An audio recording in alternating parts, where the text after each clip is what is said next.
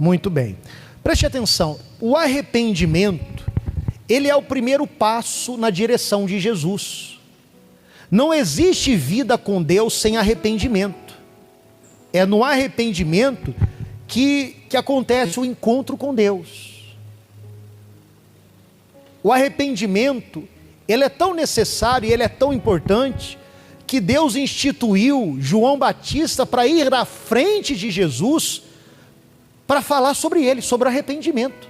Arrependei-vos. Os ricos ouviram isso, os pobres, os que moravam nos palácios, os que moravam em tendas, os que moravam de uma maneira simples naquela época, eles ouviram a mesma coisa: arrependei-vos, arrependei-vos.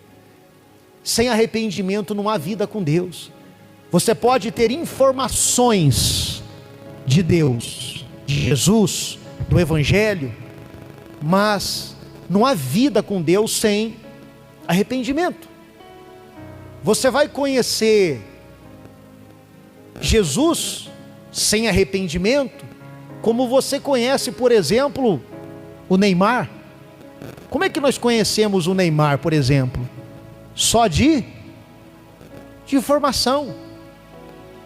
Você que sabe que é jogador de futebol, que foi ali um dos melhores do Brasil, se não for o melhor ali da atualidade, alguns anos atrás, enfim, ganhou muito dinheiro, aquela coisa toda, do Santos. Você sabe talvez um pouco sobre ele, de história, de informação, mas talvez você nunca sentou na mesa para tomar um café, almoçar. Ele não contou os problemas. Olha, tem uns problemas aí com a Marquezine aí e tal. Ele nunca contou para você nada. Então você não conhece o cara. Você sabe de informações dele, de informações.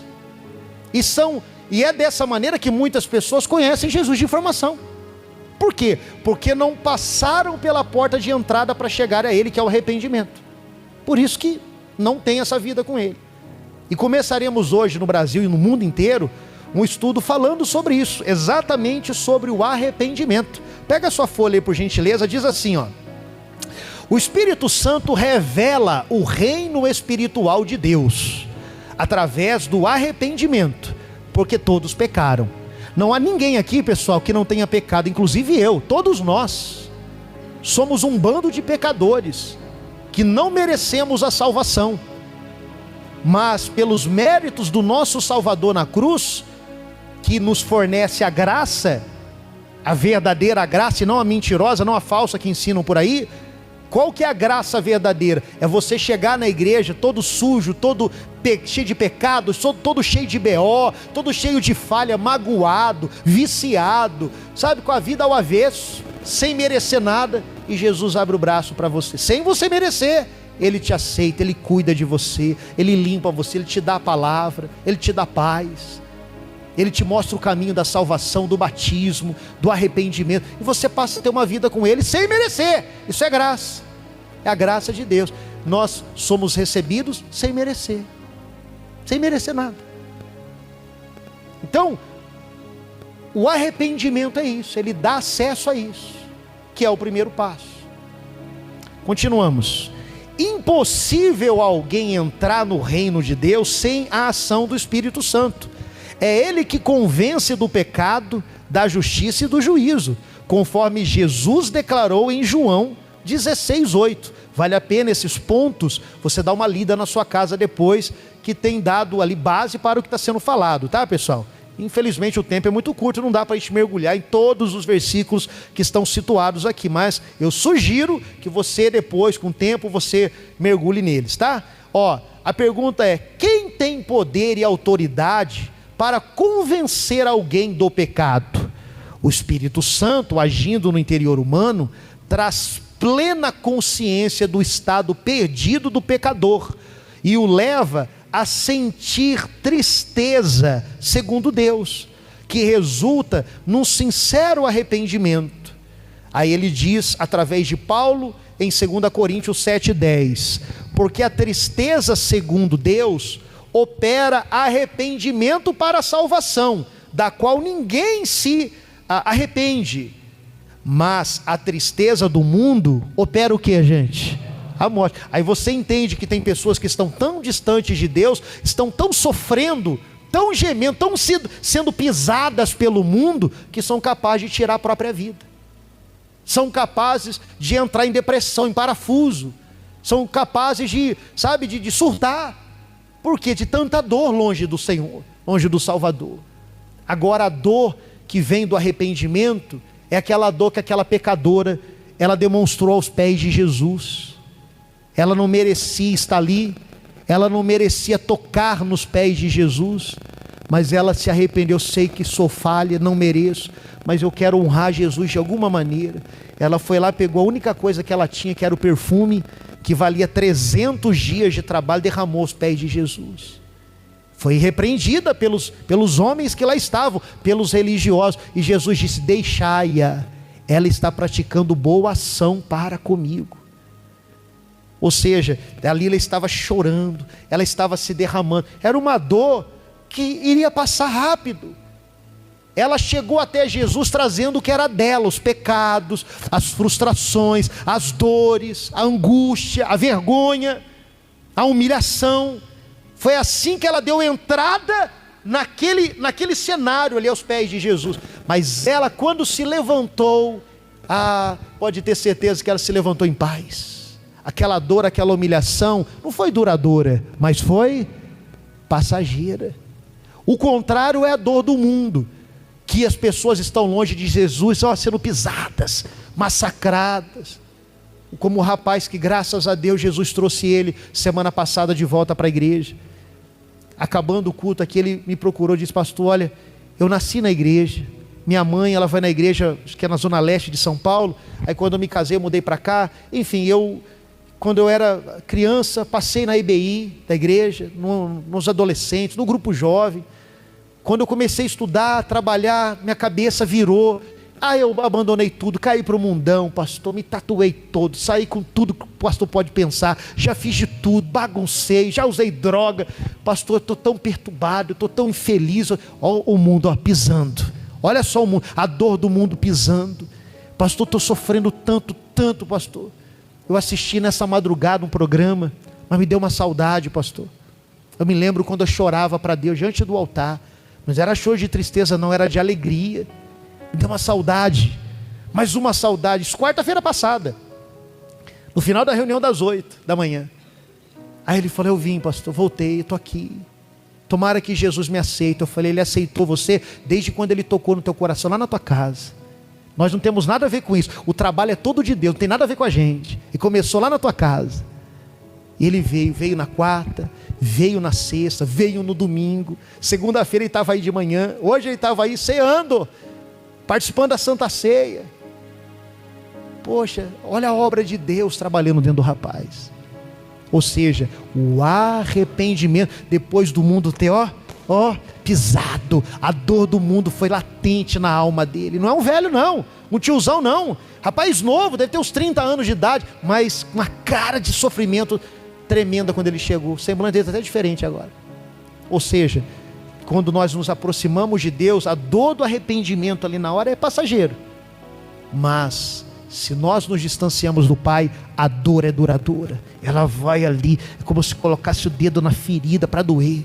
Quanto mais a pessoa chora, geme, sofre, mais o diabo se alegra com isso. Essa é a diferença das dores, né? Na Bíblia fiel comentada, encontramos a diferença entre esses dois tipos de tristeza. A tristeza segundo Deus contrasta com a tristeza segundo o mundo. Ambas provocam dor, mas produzem resultados totalmente diferentes. Paulo, por exemplo, estava feliz, não por ter enviado uma carta que advertiu e entristeceu os cristãos de Corinto, porque Paulo pegou pesado lá com a igreja de Corinto, né? Mas por saber que o seu conteúdo havia promovido o que mesmo, gente? Arrependimento e retorno ao temor e à fé. Paulo ficou feliz porque ele deu uma puxada de orelha lá no povão lá de Corinto, e eles despertaram, eles acordaram para a vida. Por isso que Paulo ficou, alguns não gostaram, torceram o bico, problema deles, mas a salvação, o arrependimento abraçou muita gente lá. Que coisa forte, né?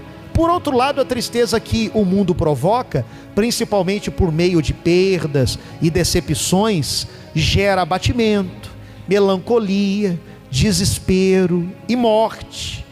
Mas a tristeza, segundo Deus, por meio de suas repreensões, visa o bem-estar eterno da alma, ou seja, a colheita da salvação. Diante disso, permita que a sua dor neste momento o leve para perto do Altíssimo, pois assim suas lágrimas se transformarão em alegria. Talvez você está aqui hoje, você sofreu bastante, hein? Você deu umas cabeçadas na vida, você se afastou dos caminhos de Deus. Não gosto de falar que você se afastou da igreja, mas você se afastou dos caminhos de Deus, das coisas de Deus, e não foi um negócio bom para você. E talvez está voltando hoje, está doendo, talvez está envergonhado. Talvez você conhece pessoas aí, ó. Você veio preocupado com o que achar de você. Ninguém acha nada. Estamos felizes com o seu regresso, e que Deus faça essa obra de arrependimento em você. Quando você fechar os olhos daqui a pouco para orar, que você sinta sim essa vergonha, que você sinta esse arrependimento, essa dor momentânea, para que quando você abrir os olhos você se veja diferente. Daqui a pouco nós vamos cear. Você vai entrar na oração, como eu disse agora há pouco, levando o que é seu, suas frustrações, suas dores, suas decepções, sua sujeira, seus pecados. Mas quando você abrir os olhos no final da oração, você vai sair dela levando com você o que é de Deus: a paz, a certeza da salvação, a alegria, a leveza, o bem-estar na sua alma. Amém, pessoal? Deu para entender ou não?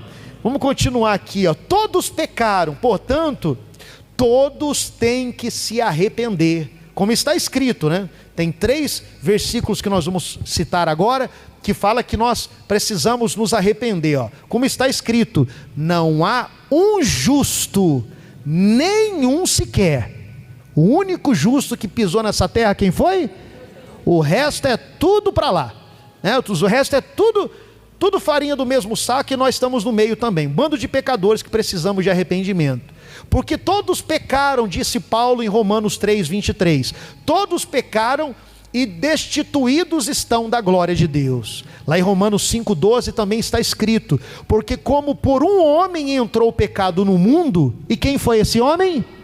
Adão, que entrou o pecado no mundo, e pelo pecado a morte, assim também a morte passou a todos os homens, por isso que todos pecaram. Quer dizer, por causa de Adão, hoje todo mundo é tido como pecadores, e porque pecam também. Como desfrutar do verdadeiro arrependimento? Vamos aprender aqui, ó. Arrependimento não se trata de mero remorso, mas de um quebrantamento profundo que leva o pecador a abandonar o pecado de imediato. Quer dizer, não é ficar ali, sabe, quebrando aos pouquinhos. Não, já larga de imediato e voltar-se sinceramente para Deus, o Senhor. O estudo do reino de Deus revela que somente quando alguém é selado com o Espírito Santo, passa a experimentar de fato o governo do reino dentro de si, em todo o tempo. É o seu agir constante que molda o caráter, ilumina o entendimento acerca da sua vontade e estabelece seus valores espirituais. Sob a direção do Espírito de Deus, aprendemos a viver guiados pelo seu governo. Quer dizer, Deus nos governa, né? As disciplinas de Deus.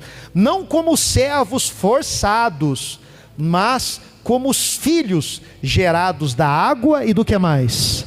Isso você pode ler lá em João 3, tá? João 3, 5 e verso 6 também. Ó, a entrada no reino de Deus exige a entrega total ao chamado do Espírito Santo, e ao mesmo tempo o desapego pelo reino deste mundo. Não há como alguém querer se dividir entre 2 reinos ou 2 senhores. Esta é a razão principal porque muitos são chamados, mas poucos os escolhidos, né? Muitos querem receber o batismo com o Espírito Santo, mas apenas poucos conseguem. Isso você pode ler em Mateus 20, 16 e 22, 14 também. A pergunta é: por quê? Não é porque não merecem, mas porque decidiram pelo reino de Deus e esqueceram o reino do mundo. É uma escolha individual, né? Pessoal também. Servem ao reino de Deus ou ao reino deste mundo. E como diz o Espírito Santo claramente lá em Romanos 6,16, ó: não sabeis vós que a quem vos apresentardes por servos para lhe obedecer, sois servos daquele a quem obedeceis, ou do pecado para a morte, ou da obediência para a justiça. Deixa eu falar uma coisa para vocês aqui, os dois pastores aqui, se posiciona aqui, vamos dar aquele exemplo aqui. Eu vou mostrar algo para vocês aqui agora, para você entender que dá para nós sabermos agora, nesse exato momento, quem é o dono da nossa alma e quem vai vir buscá-la. Mas tem como saber agora, pastor? Agora, já, nesse exato momento. Porque assim, se Jesus não voltar até lá e nós morrermos, partirmos desse mundo, alguém vai vir buscar a nossa alma, sim ou não? Se você não crê nisso, você não é cristão, que é o que a Bíblia nos ensina, é o que a Bíblia deixou relatado aqui pra gente. Como saber se o pastor lá está de preto aqui, ele vai representar o tinhoso aqui, tá? O caramunhão, tá bom, pastor? Ele está de preto aí, problema é seu. Aí o que está de branquinho aqui vai representar Deus aqui, os anjos de Deus, certo? Quem é que vai vir buscar a minha alma? É simples. Qual voz que eu tenho obedecido? Qual das duas vozes? Que a voz de Deus fala de um lado, a voz do diabo fala de outro. Qual voz eu tenho obedecido? Porque o dono da voz que eu obedeço é ele que vai vir buscar minha alma. Não tenha dúvida do que eu estou te falando. Esse aqui, que é o Todo-Poderoso, ele me ensina o batismo nas águas. Esse aqui não precisa sair não, isso é bobagem. E você está obedecendo quem? Quem você já obedeceu? Você já foi para as águas? Porque o batismo nas águas não é uma ordem minha ou da Universal, é de Deus. Ou você está obedecendo aquele que não é para você se batizar, ou esse que é para você se batizar? A voz de Deus, ele fala, eu sou o caminho e o que mais? A verdade e a vida. Inclusive o próprio Deus, o próprio Senhor Jesus fala que aquele ali é o pai da mentira, e quem mente é filho dele. E aí, você vive na verdade ou na mentira? Ou de vez em quando você dá umas mentirinhas aí? Qual voz você tem obedecido? Se você mente, você obedece a voz dele. Se você fala a verdade, independente do que seja, você está obedecendo a voz de Deus. E a voz de quem você obedece, é ele que vai vir buscar sua alma quando você morrer.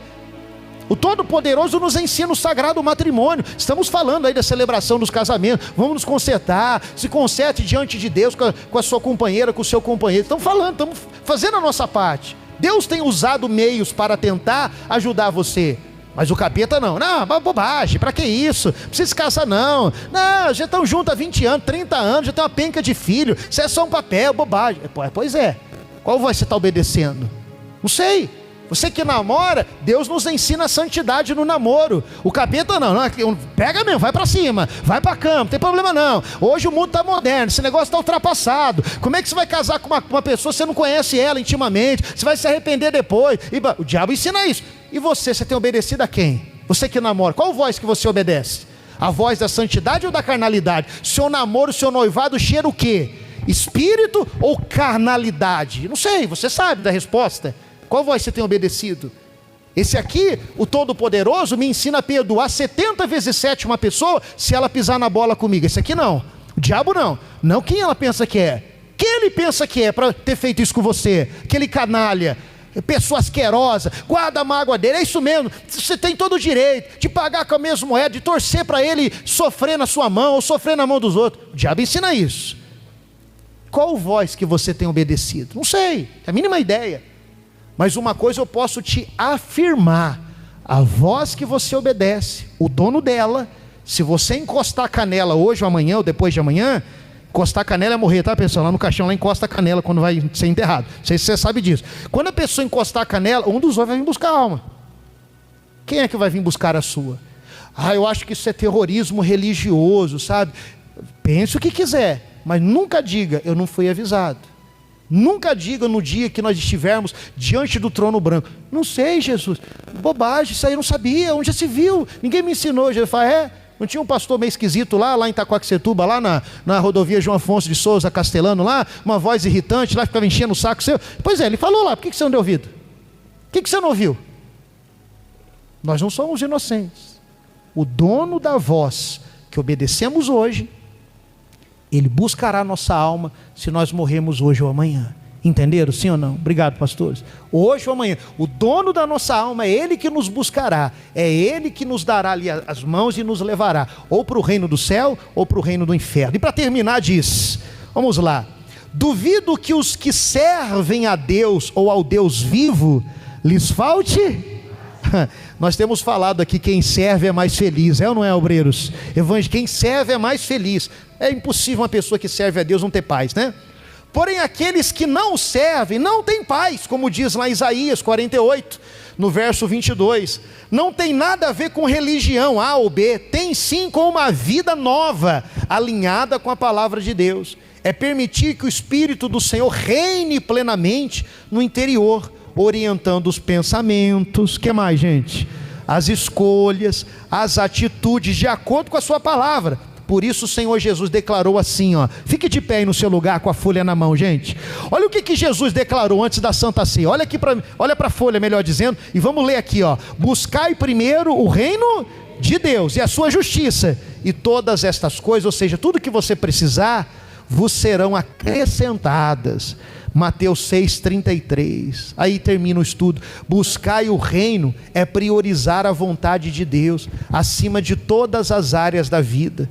Quando o Espírito Santo ocupa o trono da alma, o reino dos céus torna-se uma realidade presente, que mais? Viva e transformadora. Então, resumindo tudo aqui, gente, sei que nós lemos bastante, mas resumindo tudo aqui, não há vida com Deus sem arrependimento. Não há entrada no reino de Deus sem arrependimento. Vir à igreja é uma coisa, é conhecer Jesus de informação. Jesus assim, morreu lá, nasceu lá, foi colocado na manjedoura, cresceu, 12 anos se perdeu de José e Maria lá, depois, você sabe da história, mas só saber da história não vira nada, não vinga nada. Agora, conhecer Jesus é outra coisa. Ter um relacionamento com Ele é outra conversa. E quem tem relacionamento com Jesus não tem nada a perder, absolutamente nada. Aí você entende por que os nossos irmãos, que a Bíblia diz que a terra não foi digna que eles pisassem, eles eram colocados em situações assim: nega Jesus, senão tu e a tua família vai ser queimado vivo. Não vou negar. Quê? Tu vai morrer, sua família. Não tem problema não. Aguenta firme aí, pessoal, que já já nós vamos estar na glória, acabou. E não negavam Jesus. Se não negarem Jesus, vão ser lançados lá na arena, vão ser comidos lá pelos leões. Pode jogar, não vou negar. Por quê? Porque eles tiveram encontro com Deus. Eles não conheceram Jesus só de blá blá blá. Eles conheceram Jesus pessoalmente. E quem conhece Jesus pessoalmente e tem verdadeiramente uma vida com Ele, não troca Ele por uma amante, por um palavrão, por uma mentira, por um momento, por um prazer, por uma mágoa, por amizade, que nada. A pessoa valoriza o que ela recebeu, que é o tesouro do céu dentro dela. Amém?